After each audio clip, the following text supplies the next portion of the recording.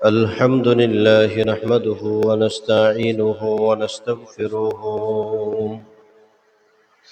ونؤمن به ونتوكل عليه ونعوذ بالله من شرور أنفسنا ومن سيئات أعمالنا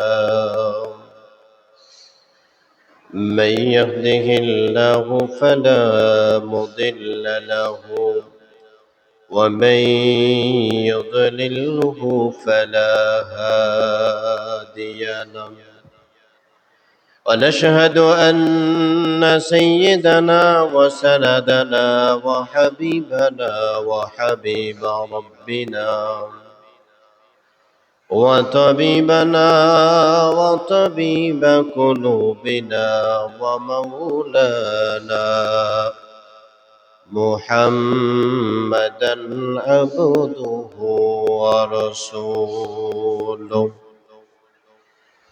أما بعد فقد قال الله تبارك وتعالى في كلامه المجيد وفي فرقانه الحميد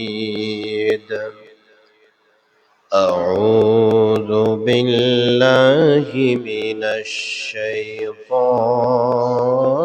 الرجيم بسم الله الرحمن الرحيم إنما المؤمنون الذين إذا ذكر الله وجلت قلوبهم وإذا تليت عليهم آياته زادتهم إيمانا وعلى ربهم يتوكلون وقال صاحب القرآن صلى الله عليه وسلم أخلص دينك يكفك العمل القليل أو كما قال عليه الصلاة والسلام سبحانك لا علم لنا إلا ما علمتنا إنك أنت العليم الحكيم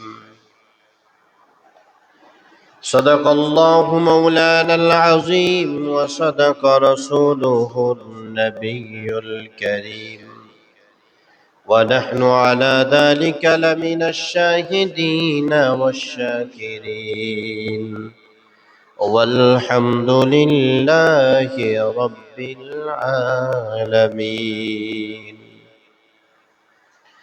الحمد لله বিশ্বজগতের মালিক বিশ্ব প্রতিপালকের বিশ্ব দরবার আলিশানে অসংখ্য অগণিত শুকুর এবং সুজুদ যে মহান রব্বুল আলামিন এই ফিতনা ফাসাদের জামানায় জাগতিক ঝামেলাকে উপেক্ষা করে সাইয়্যিদুল আইয়াম জুমার দিনে সাইয়্যিদুল মাকান মসজিদুল মুকাররমায় আল্লাহ তাআলার অসংখ্য অগণিত বান্দাদের মধ্য থেকে যাচাই করে বাছাই করে অত্যন্ত দয়া এবং মায়া করে স্নেহের আবেশে ধন্য করে সুস্থতার নিয়ামত দান করে আল্লাহ তাআলার হাজার হাজার বান্দাদের মধ্য থেকে আল্লাহ তাআলা প্রিয় বান্দা বানায়া আল্লাহ তাআলার মহান হুকুম পবিত্র জুমার ফরজ নামাজ আদায়ের উদ্দেশ্য নিয়ে জুমা পর্ব সংক্ষিপ্ত কিছু সময়ের জন্য কিছু কথা বলবার মতন কিছু কথা শুনবার মতন মন মানসিকতা পরিবেশ পরিস্থিতি যে রব আমাদেরকে দান করলেন সকলেই সেই মহান মনিবের দরবারে অবনীত চিত্তে শ্রদ্ধা জড়িত কণ্ঠে একযোগে সমস্বরে কালিমাতুশ শুকর আদায় করছি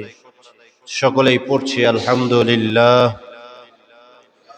লাখো কোটি কোটি দুরূদ এবং সালামের হাদিয়া প্রেরণ করছি আপনার আমার প্রিয় রাসূল বিশ্ব সৃষ্টির মূল আকর্ষণ বিশ্ব সৃষ্টির সভাপতি জনাবে মুহাম্মদুর রাসূলুল্লাহ সাল্লাল্লাহু আলাইহি ওয়াসাল্লামের উপর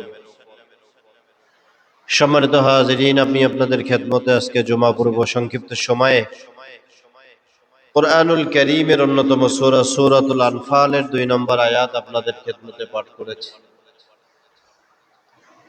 আল্লাহ রাব্বুল আলামিন এই জায়গায় 2 থেকে শুরু করে 4 নম্বর আয়াত পর্যন্ত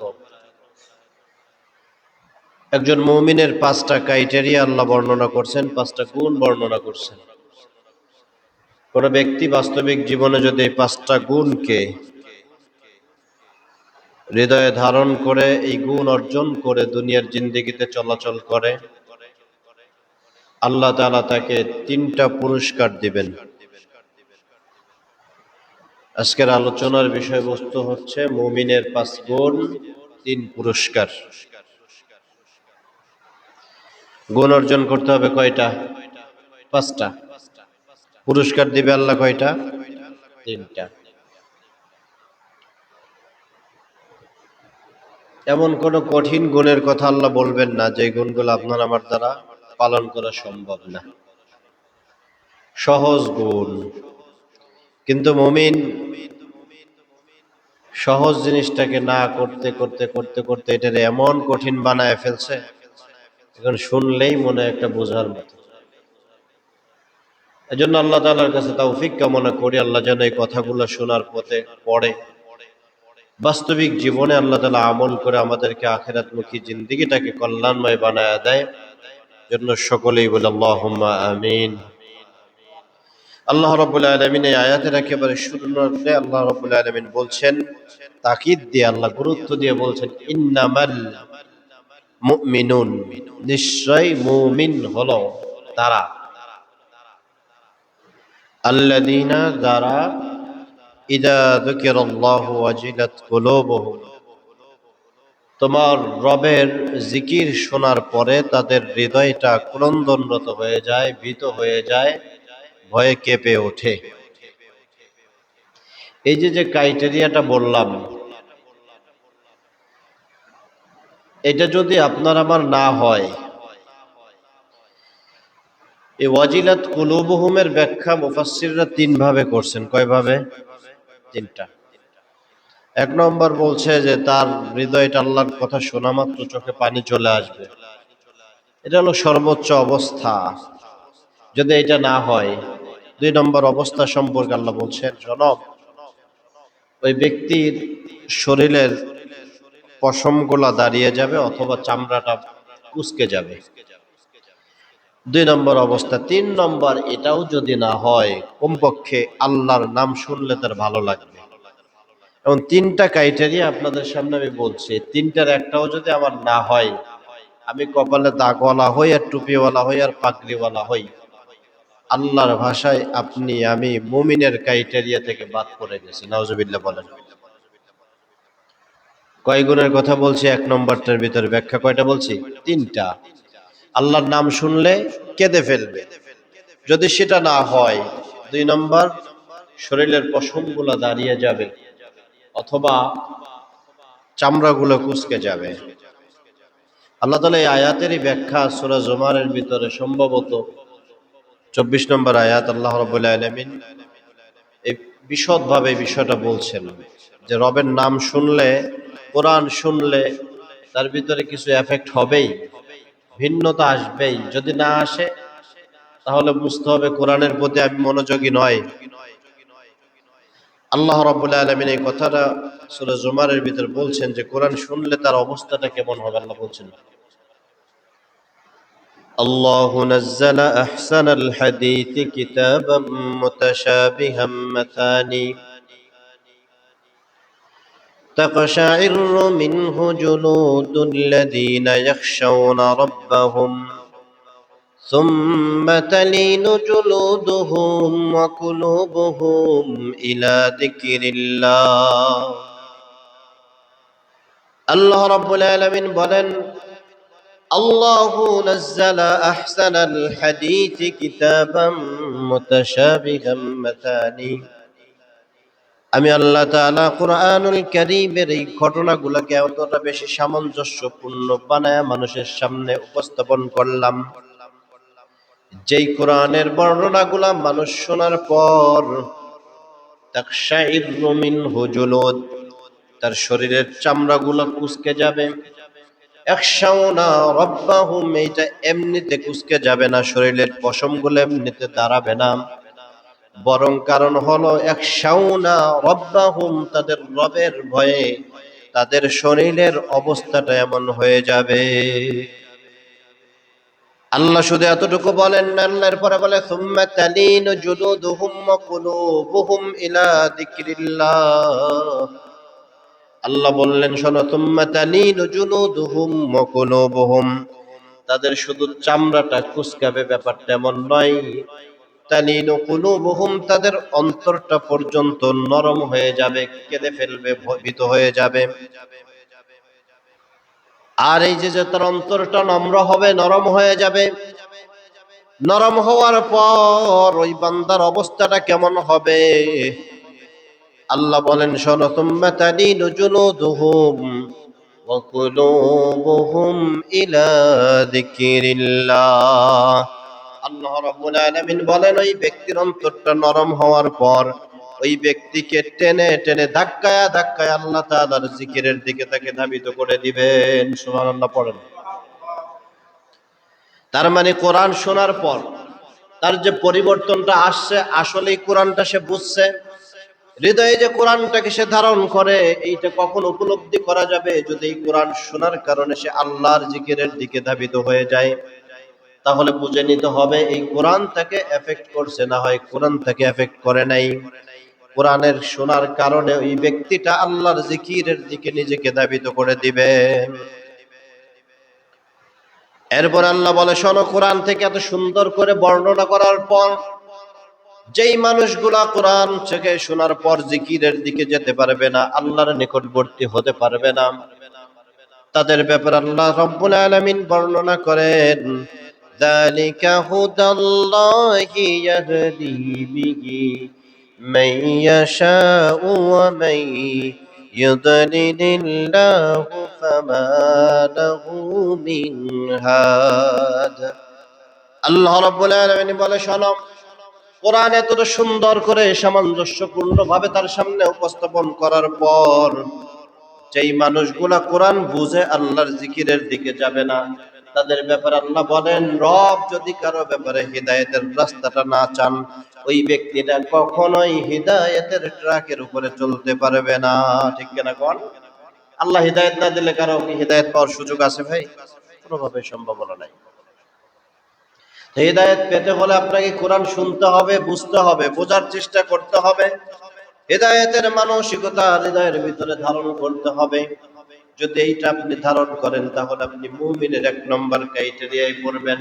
আল্লাহ বলছেন কোরআন মানুষকে এফেক্টেবল বানায়া আল্লাহর সাথে জুড়ে দেয়। আল্লাহ রাব্বুল আলামিন এই কথাটাই বলছেন, ইন্নামাল মুমিনুনা আল্লাযীনা ইযা যুকিরাল্লাহু ওয়াজিলাত কুলুবুহুম।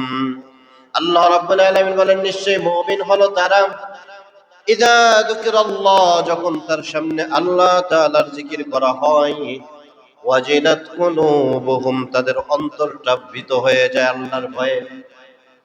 আল্লাহর নামের একটা এফেক্ট আছে, জিকিরের একটা এফেক্ট আছে। আপনি আমি ওই পর্যায়ের মুমিন হতে পারি নাই বিধায় আপনার আমার হৃদয়ের ভিতর আল্লাহর প্রীতি, আল্লাহর প্রতি ভালোবাসা এই পরিমাণ নাই, যার কারণে আল্লাহর নাম শোনার পরে আপনার আমার হৃদয়ে কোনো পরিবর্তন ঘটে না। কিন্তু মুসলিম মিল্লাতের জাতির পিতা পয়গম্বর ইব্রাহিম খলিলুল্লাহ আলাইহিস সালামের জীবনী থেকে যদি ঘটনা বর্ণনা করা হয়, তিনি আল্লাহর জন্য কতটা বেশি প্রিয় ছিল। খলিল আর হাবিবের ভিতরে পার্থক্য আছে। আমাদের নবী হলেন মুহাম্মদ হাবিবুল্লাহ সাল্লাল্লাহু আলাইহি ওয়াসাল্লাম। আমাদের নবীর উপাধি কি বলেন? হাবিবুল্লাহ। কি? আর ইব্রাহিম আলাইহিস সালামের উপাধি হচ্ছে খলিলুল্লাহ। খলিলুল্লাহ আর হাবিবুল্লাহর মধ্যে পার্থক্য আছে। হাবিবুল্লাহ বলা হয় এমন বন্ধু যেই বন্ধুর জন্য আল্লাহ সব করতে পারে, সুবহানাল্লাহ পড়েন। আর খলিলুল্লাহ বলা হয় এমন বন্ধু যেই বন্ধু আল্লাহর জন্য সব করতে পারে, সুবহানাল্লাহ। পার্থক্যটা বুঝছেন কিনা? আমগো নবীর জন্য আল্লাহ সব করতে পারে, আর ইব্রাহিম আলাইহিস সালাম আল্লাহর জন্য সব করতে পারে, পার্থক্য একটু আছে।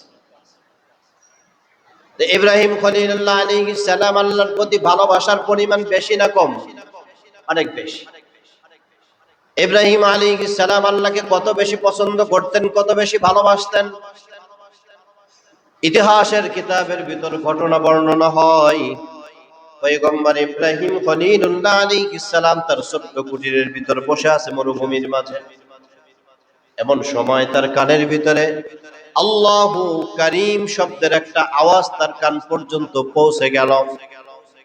আল্লাহর নামের আলাদা মজা, আলাদা ঘ্রাণ, আলাদা একটা এফেক্ট হৃদয়ের ভিতরে হয়।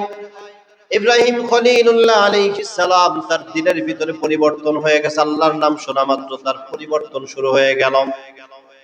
কোন জায়গা থেকে আওয়াজ আসছে শোনার জন্য ইব্রাহিম আলাইহিস সালাম ঘরের দরজাটা খুলে বের হয়ে গেছে। আবারও যখন শুনলেন আল্লাহু কারীম এই শব্দটা কান পর্যন্ত পৌঁছানোর পর ইব্রাহিম আলাইহিস সালামের আল্লাহর প্রতি ভালোবাসার পরিমাণ আরো বাড়তেছে, যত শুনে তত বাড়ে। ইব্রাহিম আলাইহিস সালাম আওয়াজটাকে অনুসরণ করতে যাইতে যাইতে যাইতে যাইতে বাড়ি থেকে কিছুটা পথ দূরে গিয়ে দেখলেন একটা গাছ দেখা যায়। গাছের নিচে শুভ্র কাপড় পরিহিত এক ব্যক্তি, মাথায় সাদা পাগড়ি, নুরানি চেহারা, দেখতে অনেকটা অপরিচিত মনে হয়। আগে পরে কোনোদিন এই অঞ্চলে দেখছে এমনটা মনে হয় না। ইব্রাহিম আলাইহিস সালাম তার নিকটবর্তী হয়ে গেলেন। যাওয়ার পর ডাক দিয়ে বললেন, এ ভাই, তুমি আল্লাহর নাম নিতেছো, তোমার বাড়ি কই, কোন জায়গায় থেকে তুমি আসছো? বারবার এমনটা বলার পর শুভ্র কাপড় পরিহিত ব্যক্তি ডাক দিয়ে বলে, আমি আল্লাহর নাম নিছি, তাতে তোমার সমস্যা কোথায়? হযরত ইব্রাহিম আলাইহিস সালাম জবাব দেয়, ভাই, আল্লাহর নামটা শুনলে বড় চমৎকার লাগে। তোমার জবান থেকে যতবার আল্লাহর নামটা শুনতেছি ততটাই মজা লাগছে, বারবার শুনতে মন চায়। একবার আল্লাহু কারীম নামটা শোনাবে নাকি? এবার ওই পথিক ডাক দিয়ে বলে, আল্লাহর নামটা যে তোমারে শোনাবো, বিনিময়ে তুমি কি দিবা? এমনিতে শোনানো যাবে না।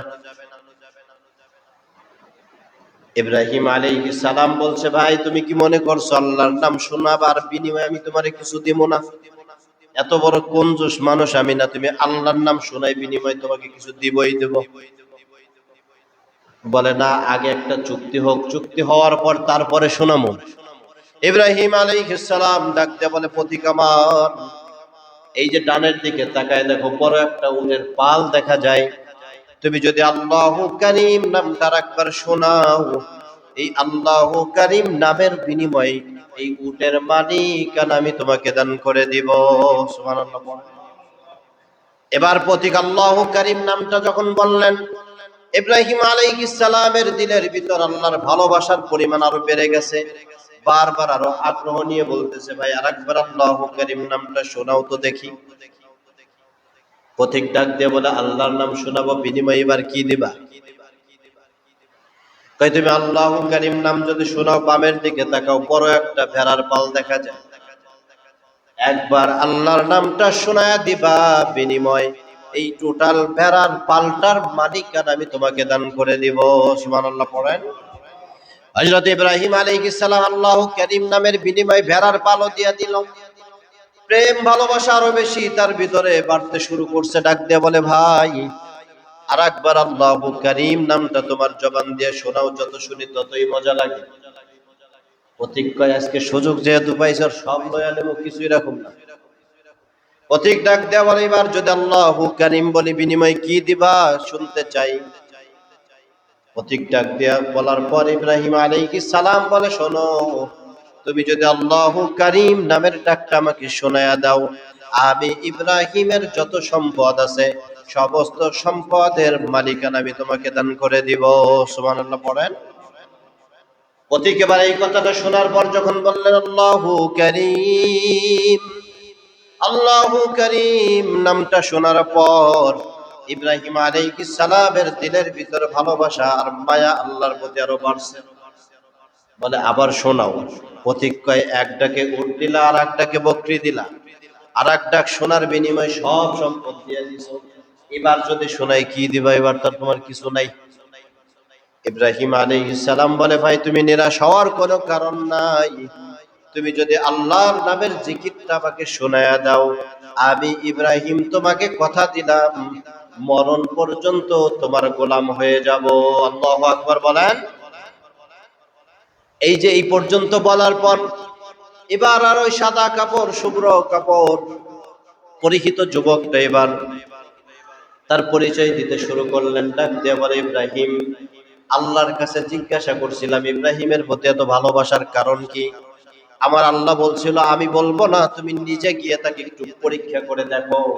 ইব্রাহিম, টেনশন করার কোনো কারণ নাই, তোমার উট তোমার থাকবে, তোমার ভেড়াও তোমার থাকবে, সম্পদও তোমার থাকবে। আমি জিব্রাইল এই যে সাদা কাপড় পরিহিত অবস্থায় তোমার সামনে উপস্থিত হয়েছিলাম আল্লাহর পক্ষ থেকে বোঝার জন্য আল্লাহ তোমাকে কেন এতটা পছন্দ করেন। সুবহানাল্লাহ পড়েন।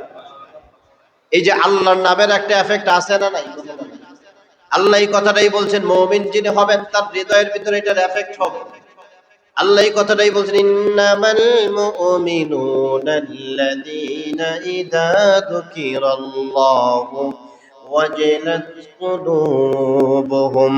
যেই ব্যক্তি আল্লাহ তাআলার নামটা শুনবে ওই ব্যক্তির হৃদয়ের ভিতরে পরিবর্তন ঘটবে, তার হৃদয়টা ক্রন্দনরত হয়ে যাবে। সুবহানাল্লাহ পড়ে। তাহলে আল্লাহর স্মরণ হৃদয়ে রাখাটা জরুরি কিনা জোরে করেন। এখন দুনিয়ার সব বাদ দিয়ে তো আল্লাহর স্মরণ রাখলে আপনি না খেয়ে মরবেন, কিন্তু রাখার পদ্ধতি আছে না নাই? মুরব্বীরা বলেন শরম। এই এলাকার উদাহরণ দিলে আরো সহজে বুঝবেন। অনেক মানুষ এমন আছে দেখবেন কৃষি কাজ করে, ধানের সিজনে আমার মাথায় যদি 5 কেজি দেয় আমি লইয়ে টালমাটা লয়ে যাবো, এদিক যাবো একবার ওদিক যাবো একবার। কিন্তু অনেক মানুষ এমন আছে 50-60 কেজি 80 কেজি পর্যন্ত মাথার ভিতরে নেয়, নেওয়ার পরে ওই সরু একটা আইন থাকে ওইটা দিয়ে হাঁটতেছে, হাত দিয়ে তার ধরারও প্রয়োজন নাই, কথা বলতে বলতে বলতে বাড়ি পর্যন্ত পৌঁছায়া যায়। এমন কৃষক আছে না নাই? ওরা যদি জিজ্ঞাসা করে, ভাই তুমি ব্যালেন্স করো কেমনে, আবার দেখি গল্পও করো। ভাই আমি গল্প করি মুখ দিয়ে, কলম লাগায় রাখছি কোন জায়গায়, কোন জায়গায়, আমার মাথায় লেগে গেছে। ভারতের একটা ঘটনা বর্ণনা করে আপনাদের শোনাই, শোনেন। যারা গেছেন ভারতে তারা সাক্ষী দিবেন। অনেক এলাকায় এখনো পর্যন্ত এমন আছে যে এলাকার মানুষের জন্য বিশুদ্ধ পানির কোনো ব্যবস্থাপনা নাই। কথা সত্যি বললাম না মিথ্যা বললাম? গেছেন না ভারত 2-1 জন? বাস্তবতা এটাই, বিশুদ্ধ পানি নাই। 2 কিলোমিটার 4 কিলোমিটার দূরে কূপ খনন করা, ওই জায়গা থেকে পানি এনে খায়। তো এলাকার মহিলারা এইভাবে দেখবেন কলসি মাথায় নিয়ে লাইন ধরে যাচ্ছে পানি আনছে, 2-3 কিলোমিটার দূর থেকে পানি মাথায় নিয়ে গল্প করতে করতে চলে আসতেছে। আপনি 2 লিটার পানির একটা বোতল মাথায় নিয়ে হাইটে দেখে রাখতে পারেন কিনা? পারবেন না, পড়ে যাবো। কিন্তু এরা একটা কলসি 15 কেজি 20 লিটার পানি মাথায় নিয়ে হাঁটতেছে। যদি জিজ্ঞাসা করাই কিরে গল্প দেখি করো, হাত দিয়ে তো ধরো না, ঘটনা কি? দেখবেন জবাব দেবে, গল্প করি জবান দিয়ে, কলিজাটা লাইগা রয়েছে কোথায়? মাথায়। আরো সহজ করে বুঝাই, সন্তান যাদের হয়েছে, সন্তান ছোট্ট বাচ্চা 4 মাস 6 মাস বয়স, মা প্রাথমিক অবস্থায় অসুস্থ, কিছুদিন যাওয়ার পরে ওই মারই রান্না করতে হয়, বাড়ির কাজ করে। ভুল বললাম না সঠিক বললাম? কাজ করে না? করে। তো ওই মা কাজ করার জন্য বের হইছে, রান্না করে, এইভাবে তরকারি কোটে, করার ভিতরে তরকারি নাড়াচাড়া করে, ঘর ঝাড়ু দিচ্ছে, স্বামীর জামা কাপড় ধয়, সন্তানকে ঘুম পড়ায় রাখছে কোথায়? বিছানায়। দেখবেন যে তার কাপড় ধোয়া চলতেছে, রান্না চলতেছে, তরকারি কোটা চলে, কিন্তু ওই সন্তান ঘরের ভিতরে কান্না করলে সবার আগে যিনি শোনেন তিনি কে? মা শোনেন। তার মানে দুনিয়ার সব তার চলছে, কিন্তু কলিজাটা লাইগা রয়েছে কোথায়? সন্তানের কাছে। তো আল্লাহর স্মরণটা এইভাবে রাখবেন, দুনিয়ায় ভ্যান চালাবেন, কোনো অসুবিধা নাই, কৃষি কাজ করবেন, ফার্মে কাজ করবেন, গার্মেন্টসে কাজ করবেন, সচিবালয়ে কাজ করবেন, কোনো অসুবিধা নাই। কিন্তু সব কিছুর ভিতর দিয়া দিলটা থাকবে কোথায়? আল্লাহর স্মরণে। আল্লাহ বলেন মুমিনের 1 নম্বর ক্রাইটেরিয়া হলো এটা, ইন্নামাল মুমিনুনাল্লাযীনা ইযা যুকিরাল্লাহু ওয়াজিলাত কুলুবুহুম ওয়া ইযা তুলিয়াত আলাইহিম আয়াতুহু যাদাতুহুম ঈমানা। আল্লাহ রাব্বুল আলামিন বলেন মুমিন হবেন যারা, নিশ্চয়ই মুমিন যারা, তাদের হৃদয়টা আল্লাহর নামটা শোনা মাত্র ক্রন্দনরত হয়ে যাবে, ভীত হয়ে যাবে, ভয়ে কাঁপতে থাকবে, শরীরের পশমগুলা দাঁড়ায় যাবে, অথবা তাদের অন্তরটা নরম হয়ে আল্লাহর জিকিরের দিকে তারা ধাবিত হয়ে যাবে। এই মসজিদের মাইকের আজান শোনার পর, আল্লাহু আকবারের ধ্বনি শোনার পর, হাইয়া আলাস সালাত ধ্বনি শোনার পর, যাদের দিলটা মসজিদমুখী বানায় না, আল্লাহ পর্যন্ত আগায় দেয় না, মসজিদের মুসাল্লায় দাঁড়াইতে পারে না, নামাজের মুসাল্লায় নিজেকে সঁপে দিতে পারে না, ওই ব্যক্তির আইডি কার্ডে নাম থাকতে পারে আব্দুল্লাহ, আব্দুর রহমান, কিন্তু আল্লাহ তাআলার গণনায় এখনো পর্যন্ত সে মুমিন হতে পারে নাই। আল্লাহর কাছে মুমিন হতে হলে এই ক্রাইটেরিয়া আপনার ভিতরে থাকতে হবে। কোন ক্রাইটেরিয়া? আল্লাহর নামটা শোনা মাত্র হৃদয়টা ক্রন্দনরত হয়ে যাবে আর ভীত হয়ে যাবে। এটা হলো মুমিনের এক নম্বর গুণ। এরপর আল্লাহ রাব্বুল আলামিন বলেন মুমিনের দুই নম্বর ক্রাইটেরিয়া শোনো, ওয়াইদা তুনিয়াত আলাইহিম আয়াতুহু যাদাতুহুম ঈমানা। আল্লাহ রাব্বুল আলামিন বলে শোনো, কোরআন যখন এই মানুষটা শুনবে, শোনার পর তার দ্বিতীয় পরিবর্তন, তার ঈমানটা বাড়তে থাকবে। সুবহানাল্লাহ পড়েন। এখন যার ঈমান আছে তার ঈমান বাড়বে, যার ঈমান নাই তার ঈমান বাড়ার প্রশ্নই আসে না। ঠিক না ঠিক জোরে কোন। আমি যখন বাহির থেকে রাতের বেলা বলেন দিনের বেলায় বলেন, কখনো সফর থেকে বাড়ি ফিরি, আমার সন্তানগুলোর ভিতরে বড় মেয়েটা আর ছোট মেয়েটা, দুইজনের ভিতরে একটা ঝগড়া বাঁধে। ঝগড়া, ওদের প্রথম কাজ ঘরের দরজা খুলতে হবে, দুই নম্বর কাজ বাবার একটু পানি আগায় দিবে। তো পানি আগানো নিয়ে ফিল্টারের কাছে যায়, গুতাগুতি লাগে। তো বড়টা তো মোটামুটি একটু বোঝে, ও পানি যতটুকু আনার অতটুকুই আনে, কিন্তু ছোটটার তো আর বুঝ নাই, ও পানি ছাড়া ইচ্ছা মতো যতক্ষণ না পড়ে অতক্ষণ ছাড়তে থাকে। তো কিছুটা খালি থাকলে ওই জায়গায় কিছুটা ভরা যায়, আর যে জায়গায় খালি নাই ওই জায়গায় কি ভরা যায় ভাই? ভরা যাবে? তো ঠিক তেমনি ভাবে আপনার ঈমান কিছুটা থাকতে হবে, তখন কোরআন শুনলে আপনার ঈমান বাড়বে। যদি ঈমানই না থাকে তাহলে কোরআন শুনলে ঈমান বাড়বে কোত্থেকে? ঠিক না? এজন্য ঈমান আছে কি নাই এটা বুঝতে হবে। কোরআনের আওয়াজ শুনলে যাদের চুলকানি আর গাত্রদাহ হয়, বুঝতে হবে যত বড় আইডি কার্ডওয়ালা মুসলমান হোক না কেন, আল্লাহর দরবারে এখনো পর্যন্ত মুমিন হতে পারে। আল্লাহর কাছে মুমিন হতে হলে আপনাকে কোরআনকে ভালোবাসতে হবে, কোরআনের প্রতি ভালোবাসা থাকতে হবে। ওই যুগে কোরআনের আওয়াজ যখন দেওয়া হতো, আবু জাহেল, উতবা, সাইবা, আবু লাহাবের গোষ্ঠীরা আওয়াজ করত। কি আওয়াজ করত? ঢোল বাদ্য পিটাইতো। কোরআন মানুষকে শুনতে দিবে না। এই যুগেও মানুষ কোরআন না শুনতে দেওয়ার জন্য বিভিন্ন প্রেক্ষাপট তৈরি করে, মাহফিল হইলে বাধা দেয়। আছে না নাই? কথা বলেন। আল্লাহর নবী সাল্লাল্লাহু আলাইহি ওয়াসাল্লামকে সূরা কলামের ভিতর 9 শ্রেণীর মানুষের কাছে বসতেই নিষেধ করছে। তার ভিতরে এক শ্রেণী হলো আল্লাহর নবী সাল্লাল্লাহু আলাইহি ওয়াসাল্লামকে আল্লাহ তাআলা বলেন মান্না ইল্লিল খাইরি মু'তাদিন আতিম উতুল্লিম বাদা যালিকা জালিম। আল্লাহ রাব্বুল আলামিন নবীজিকে জানায় দিলেন, ওগো নবীজি, এমন এক শ্রেণীর মানুষ সমাজ ব্যবস্থাপনায় থাকবে যেই মানুষগুলো কোরআনের আওয়াজ শুনলে কোন জায়গায় যদি কল্যাণকর কোনো কাজ দেখে ওই জায়গায় যে বাধা দিবে, সরাসরি না পারলে পিছন দিয়ে পিন মারে। আছে না নাই? জোরে আওয়াজ করে বল। যদি আরে জিজ্ঞাসা করা হয়, আরে ভাই তোমার তো কোনো ক্ষতি নাই, তোমার ভাল লাগে না, তুমি যাও না, এরা যায়, তুমি বাধা কেন দাও? কেন যে দেয় এটা নিজেও জানি না। আছে না নাই? কথা বলেন। নবীকে সরাসরি নির্দেশনা দিয়েছে পয়গম্বর, এই শ্রেণীর মানুষের কাছে আপনি বসবেনও না, এদের কাছে যাবেনও না। আল্লাহ রাব্বুল আলামিন বলেন এই শ্রেণীর মানুষ শুধুমাত্র ওই যুগে ছিল এমনটা নয়, বরং এই যুগেও এখনো পর্যন্ত আছে, তবে ধরনের পরিবর্তন ঘটছে। আগে কোরআন শুনলে ওই পাশে গিয়ে ঢোলের বাদ্য দিত, এখন আর ঢোলের বাদ্য দেয় না, ব্রেন ইন্টেলেকচুয়াল পাওয়ার সে খাটায়া দেয়। সুন্দর করে যে প্রশাসনের কাছে কয় যে বক্তা আনতেছে ও হলো বেজাইলিয়া বক্তা, মাহফিল করতে দেওয়া যাবে না। আছে না নাই? কথা বল। ওরা বাধা দিত ঢোল দিয়া, আর এরা বেরেন দিয়া। এরা বাধা দেয় কি দিয়া? কথা বল। ব্রেন দিয়া। আল্লাহ বলেন ওদের অবস্থাটা কোরআনে আছে না নাই? আল্লাহ বলেন ওয়াকালাল্লাযীনা কাফারু লা তাসমাউ লিহাদাল কুরআনি ওয়ালগাউ ফীহি লাআল্লাকুম তাগলিবুন। আল্লাহ রাব্বুল আলামিন বলছে যখনই কোরআনের আওয়াজ শুনতো এই মানুষগুলা, লা তাসমাউ লিহাদাল কুরআন, ওই মানুষগুলা কোরআনকে শুনতে দিত না। এটা তাদের অন্যতম একটা ক্রাইটেরিয়া থাকতো, তারা বাধা দিত, মানুষকে বাধা এমনিতেই দিত। এজন্য কোরআন শুনলে কোরআনের জায়গায় যদি সুযোগ থাকে উপকার করব, ক্ষতি করব না। রাজি আছেন তো ইনশাআল্লাহ? পারলে উপকার করব, না পারলে ক্ষতি করব না। তবে যদি ক্ষতি করি, দিন শেষে আপনাদের জন্য একটা খবর আপনাদের শোনাই।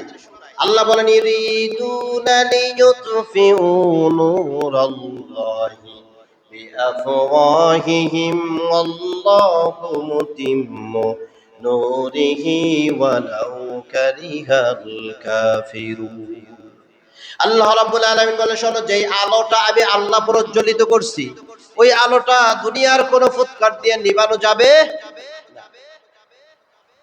যেই ব্যক্তি কারেন্টের বাতি চিনে না, সারা জীবন ল্যাম্প আর হেলিকেন চালাইছে, ও জানে এটার নিভানোর পদ্ধতি হলো এইভাবে একটু চাপ দাও, একটু ফাঁকা হবে, ফু দাও, নিভে যাবে, ঠিক না?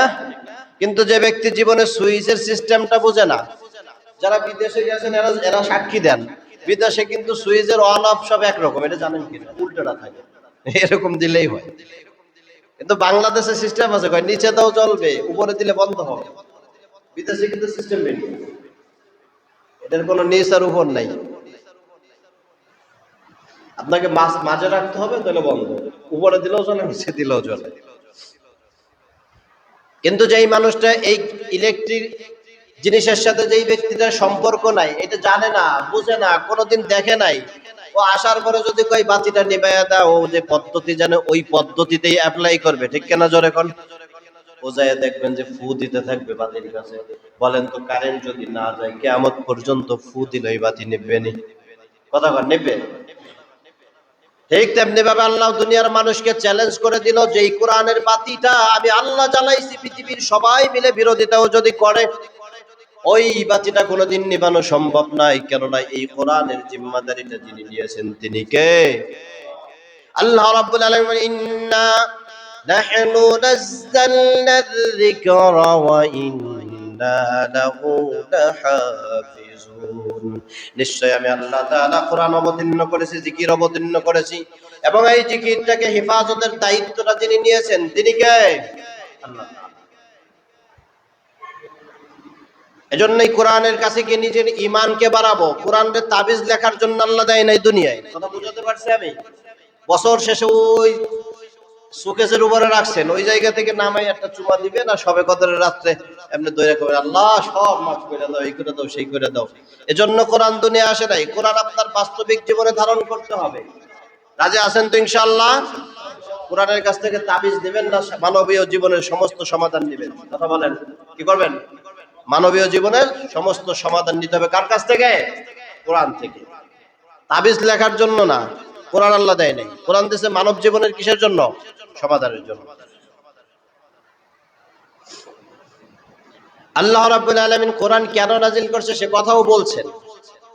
আল্লাহ বলেন, হুদাল লিন্নাসি ওয়া বাইয়িনাতিম মিনাল হুদা ওয়াল ফুরকান।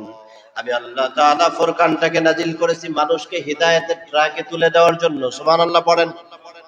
এটা কোরআনের দায়িত্ব, আপনাকে হিদায়াতের পথে তুলে দিবে। কিন্তু এই পথটায় চলতে গেলে সহজ হবে না, বরং বাঁকা পথ আসবে। আল্লাহ বলেন পথটা কেমন হবে? সূরা নাহলের ভিতরে আল্লাহ বলেন, ওয়া আলাল্লাহি কাসদুস সাবিলি ওয়া মিনহা জাইর। আল্লাহ বলেন, শোনো, তুমি যখন হিদায়াতের ট্র্যাকে চলতে যাবা, আপনি একটা হাইওয়ে রোডে যখন চলবেন, আইল্যান্ড আছে না নাই? কথা বলেন। জেব্রা ক্রসিং আপনার জন্য আছে, আপনাকে কিভাবে গোল চত্বর ঘুরতে হবে এই সিস্টেমটা আপনার জন্য আছে, ট্রাফিক রুল আছে। আপনি মন চাইলেই চলতে পারবেন না, তাহলে দুর্ঘটনা ঘটবে কি ঘটবে না? কথা বলেন।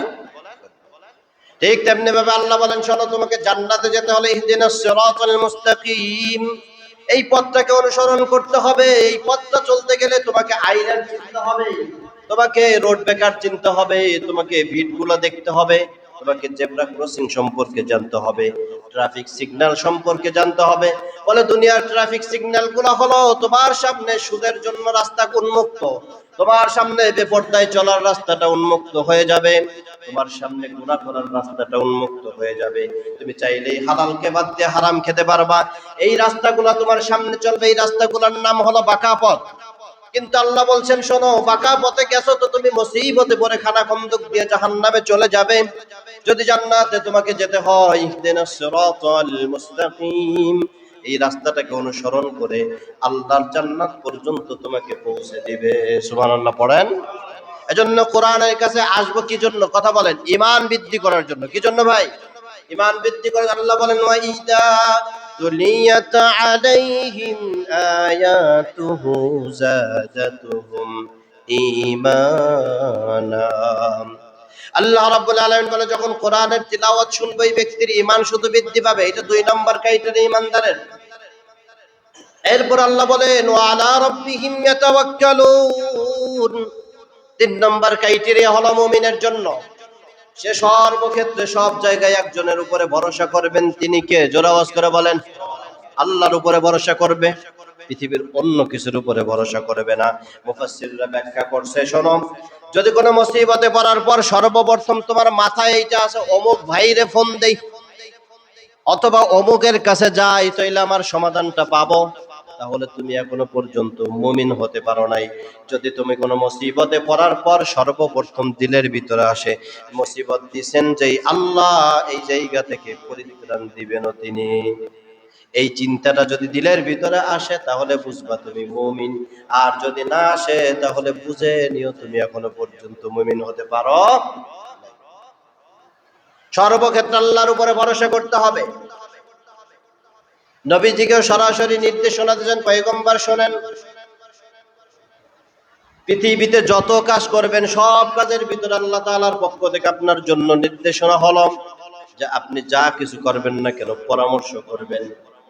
যদি পরামর্শের মাধ্যমে কোনো জিনিসের সমাধান না পান, আল্লাহ জানায় দিলেন ফাইদা আযামতা ফাতাওয়াক্কাল আলাল্লাহ ইন্নাল্লাহা ইউহিব্বুল মুতাওয়াক্কিলিন।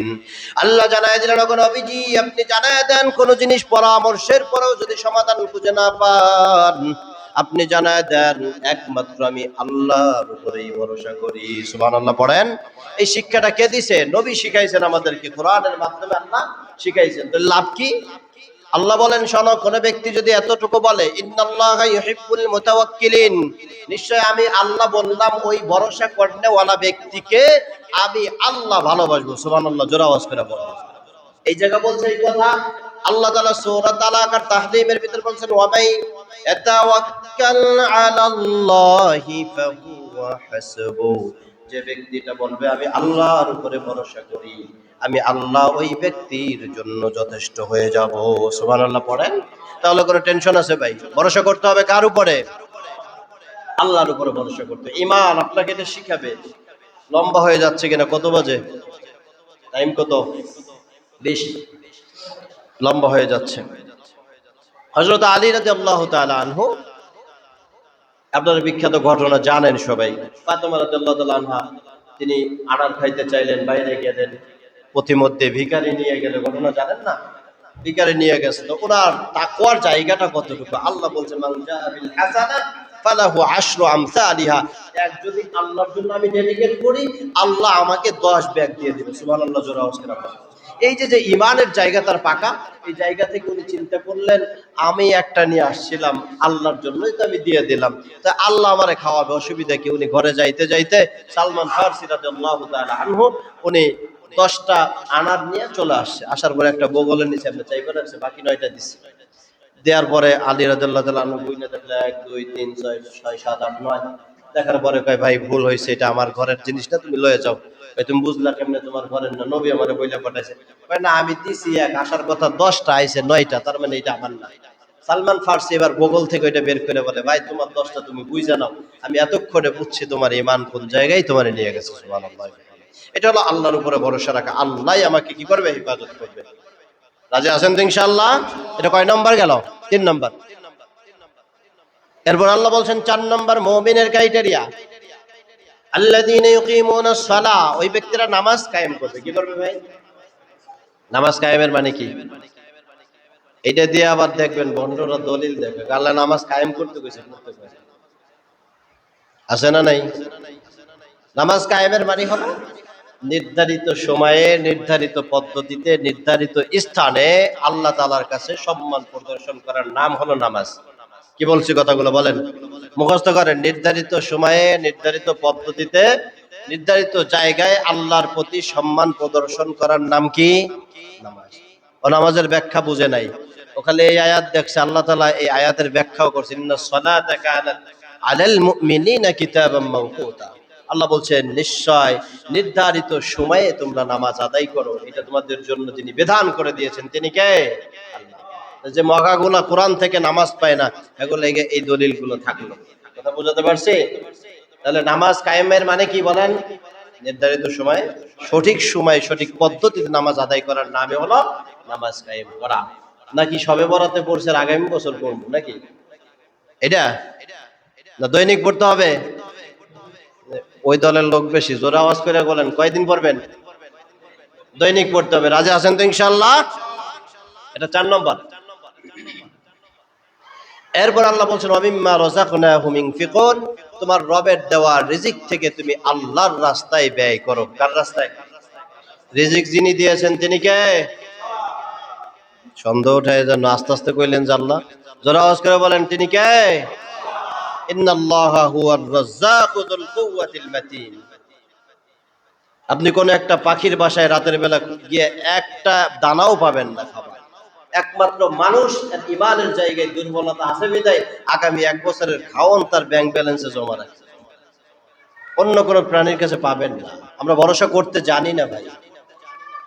এজন্য আল্লাহর রাস্তায় ব্যয় করার কথা শুনলে আমার থেকে বড় কঞ্জুস আর কেউ নেই। ঠিক বললাম না ভুল বললাম? কথা বলেন। আপনাদের সম্পর্কে আমার ধারণা ভালো, আপনারা খুব ভালো মানুষ, দানবের মানুষ নাকি? এই জায়গা হচ্ছে ঠিক হওয়া না, কিছু কর না, ঘটনা কি আপনারা কি কঞ্জুস না দানবীর? আল্লাহর জন্য আপনারা ডেডিকেট কিনা? কথা বলেন। আল্লাহর জন্য দিতে রাজি আছেন তো ইনশাআল্লাহ? আচ্ছা মাশাআল্লাহ। এটাই তো শুনতে চাইছি, এটাও কেমনে কেমনে জানি কোন বুঝলাম না কাহিনী। যাই হোক, আপনাদেরকে আমি জ্বালাতন করব না। আমি 3টা পুরস্কার আল্লাহ দেবে বলছেন, আমি 3টা পুরস্কারের কথা বলবো। তার আগে আপনাদের কাছ থেকে আমি ছোট্ট একটু ওয়াদা নিতে চাই। আল্লাহর জন্য আপনাদের কাছে হাত পাততে চাই, আমার জন্য না।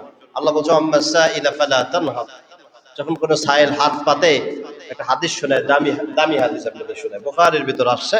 আল্লাহর নবী বলছে শোনো, যখন কেউ আল্লাহর পক্ষ থেকে আল্লাহর ওসিলা দিয়ে বলে যে আল্লাহর হস্তে দাও, এইভাবে যখন হাতটা পাতে, ওই হাতটা দুনিয়ার কোনো মানুষের হতে পারে, কিন্তু ওই হাতে তুমি যখন দিলা, ওই দেওয়ার আগে ওইটা আরশে আজিমের মালিকের হাতে পৌঁছে যায়। সুবহানাল্লাহ বলেন।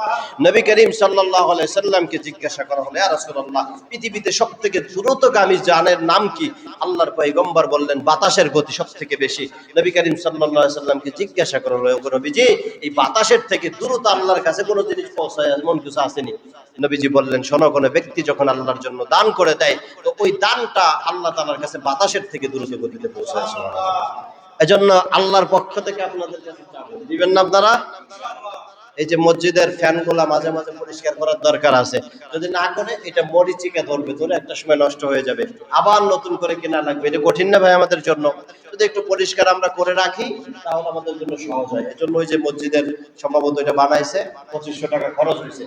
এখন যদি এখানে অনেক মানুষ আছে, ধনী মানুষ আমি জানি, কেউ যদি চান যে আল্লাহর রাস্তায় আমি একা ইনশাআল্লাহ এটার মূল্যায়ন দিয়ে দেবো, মূল্য দিয়ে দেবো, তাহলে আর বেশি কথা বলবো না, যত দ্রুত সম্ভব আল্লাহর পক্ষ থেকে 3টা পুরস্কারের কথা বলছি না, 3 পুরস্কার বলে আমি অশ্বাস দেবো।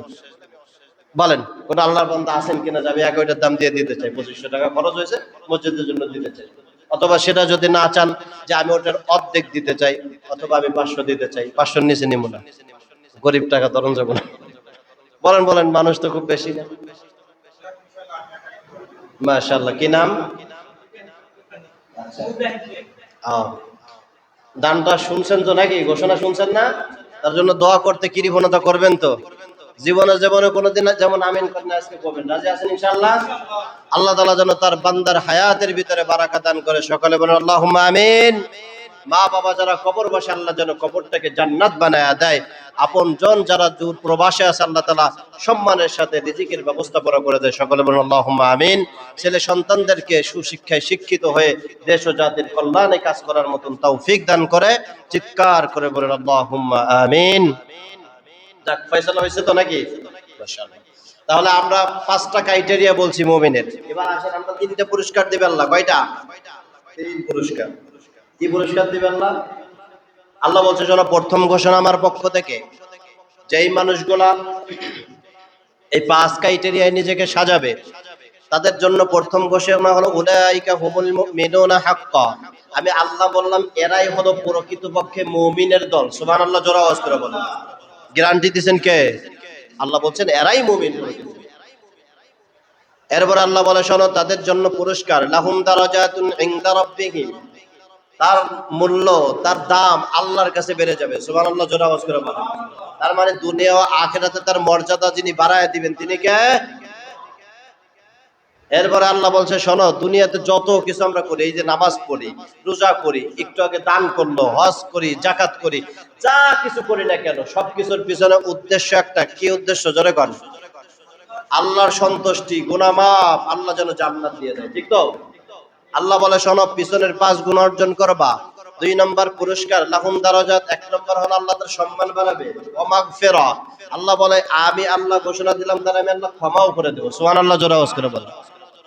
তাহলে পিছনের 5 গুণ অর্জন করব কি করব না? কথা কন। করব না? 5 গুণ অর্জন করলে পুরস্কার দেবে 3টা, এই হলো 2টা। 3 নম্বর পুরস্কার আল্লাহ বলেন শোনো, এই দুনিয়ার যত মারামারি, হানাহানি, কুতাগাতি, কিলাকিলি যা দেখেন না কেন সবকিছুর পিছনে একটাই কারণ, ভাত খাওয়া লয়ে কিলাকিলি, রিজিকের টেনশন, আমার সন্তানের কি হবে, জমি যদি একাতো মাইরা দেয় আমার লস, ব্যবসায় একটু লস গেছে ও আমার ক্ষতি করলো, সব কিলাকিলির পিছনে একটাই কারণ। কি কারণ? কথা বল ভাই। রিজিক, রিজিক, রিজিক, তাই না? আল্লাহ কয় যে রিজিকের টেনশনটা আমি আল্লাহ দূর করে দেব। আল্লাহ বলে শোনো, ওয়া রিজকুম কারীম, আমি আল্লাহ শুধু তার রিজিকে দিব না, বরং সম্মানের রিজিকের ব্যবস্থা করে দেব। সুবহানাল্লাহ।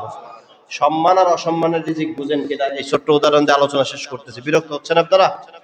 শেষ করে দিচ্ছি। সম্মানের রিজিক দেখবেন যে এই মসজিদের ভিতরে আইসে একজন জুতা চুরি করছে, ওরা ধরার পরে 2-1 জন আছে যারা খালি পায়ে মসজিদে আসে, পাবলিকও আছে। তো জুতা চোররা যখন ধরছে কিলানোর টাইমে বিসমিল্লাহ ছাড়া সবাই সমান তালে কিলাইতেছে। ওই যে জুতা আনে না হেও যায় কিলায়, নাকি কিলায় না, কিলাই না, কথা কয় এও পিটানো শুরু করে। তারা যদি জিজ্ঞাসা করে ভাই তুই যে খালি পায়ে তুই পিটাস কেন? আমার একদিন হারাইছিল, ওই রাগ আজকে যাচ্ছে, ঠিক না?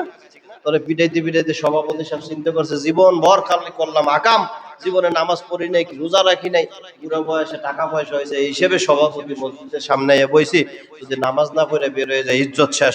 উনি সবার শেষে বের হয়েছে, এতক্ষণে মোটামুটি ওরা কিলে আধা মরা বানায় ফেলাইছে। উনি বের হয়ে কি হয়েছে দেখি আমি দেখতে সব মেরে ফেলাইছে, আবার কেস মেস হবে ঝামেলা। পরে নিচে নেওয়ার পরে চুরি কবে শুরু করছো? আজ পর্যন্ত কোন চোর কয় না যে গত 2 বছর ধরে চুরি করি। সব চোরই কি কয়? কথা কয় না। আজকেই প্রথম আইছি ভাই, পেটের দেয় আইছে, এই কথা কয় না? কখন কথা? তো চোর ওইটাই কইছে। সভাপতি সব চিন্তা করলো যে মায়ের খাইছে মইরা গেলে মুসিবত, আর লইয়া গেছে দোকানে। দোকানে নিয়ে কইতে চাই আর একটা রুটি দাও, একটু পানি দাও। কলা খাবি নি? দেন। রুটিও খাওয়াইছে, কলাও খাওয়াইছে, পানিও খাওয়াইছে, সব মিলাই বিল হয়েছে 25 টাকা। কয় টাকা? অথবা 50 টাকাই হলো। এটাও খাওয়াইছে, খাওয়াইছে না ভাই? এটা কি সম্মানের খাওন? কথা কয় না। এটা কি সম্মানের খাওন? আমার কথা বুঝেন আপনারা? এটা কি সম্মানের খাওন না অসম্মানের খাওন? আর একটা দেখবেন মসজিদের ইমাম সাহেব বেতন বাকি পড়ে, পেটে ক্ষুধা, জামা তেমন ভালো পড়তে পারে না, সংসারে অভাব আছে, তারপরে আল্লাহর জন্য থাকে, ডেডিকেট হয়ে নিজের জীবনটাকে উৎসর্গ করে দেয়। এই মানুষটারে মা বাবার স্মরণ করে একদিন দাওয়াত দেয়, বাড়িতে একটা বিবাহের অনুষ্ঠান, সন্তানের আকিকা, কোনো কারণে ভালোবাসে মহব্বত করে নিয়ে এটা করবেন, এটা করার দরকার আছে। নবী বলছে আফসুস সালাম ওয়া আতইমুত তাআম সাল্লু বিল লাইল ওয়ান নাসু নিয়াম। নবী কয় শোনো, 3 গুণ অর্জন করো, তাদখুলুল জান্নাতা বিসালাম, কোন ট্রাফিক জ্যাম ছাড়া আল্লাহর জান্নাতে নিরাপত্তার ভিতরে পৌঁছে যাবে। সুবহানাল্লাহ বল।